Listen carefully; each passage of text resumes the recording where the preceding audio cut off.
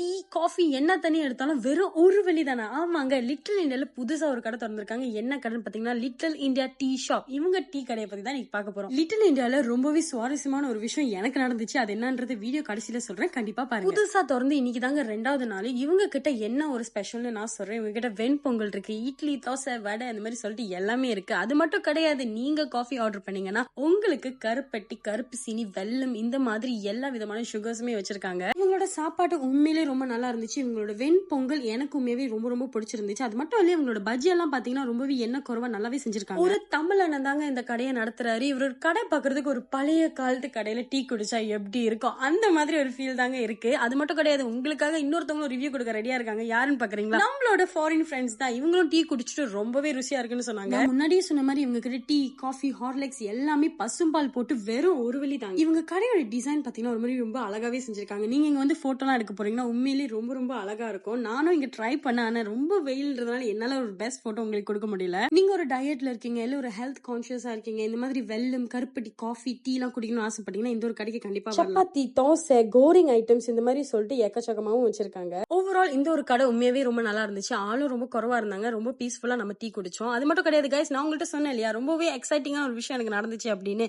இந்த ஒரு அங்கிள் நான் லிட்டில் இந்தியால பார்த்தேன். இவர் வந்து புறாக்கு கையில சாப்பாடு கொடுத்துட்டு இருந்தாரு. ஏன்னா அங்கிள் புறாக்கு கையில சாப்பாடு கொடுக்குறீங்கன்னு சொன்னா அவர் என்கிட்டயும் சாப்பாடு கொடுத்து ரொம்ப நல்லவங்க கிட்ட தான் இந்த புறா வந்து சாப்பிடும்னு சொன்னாரு. என்கிட்ட நிறைய புறா வந்து சாப்பிடணும். எனக்கு உண்மையிலே இது மேட் மை டே ஆயிடுச்சு கைஸ். நீங்க லிட்டில் இருக்கு போனீங்கன்னா கண்டிப்பா இந்த புறாக்கு சாப்பாடு கொடுத்து பாருங்க. அவர் சொன்னதுல உண்மை இருக்கா போய் இருக்கான்னு எனக்கு தெரியாது. ஆனா அந்த புறா வந்து சாப்பிடும் போது ரொம்பவே சந்தோஷமா இருந்துச்சு. இந்த மாதிரி குட்டி குட்டி விஷயத்துல என்ஜாய் பண்றதுல தாங்க லைஃபே இருக்கு.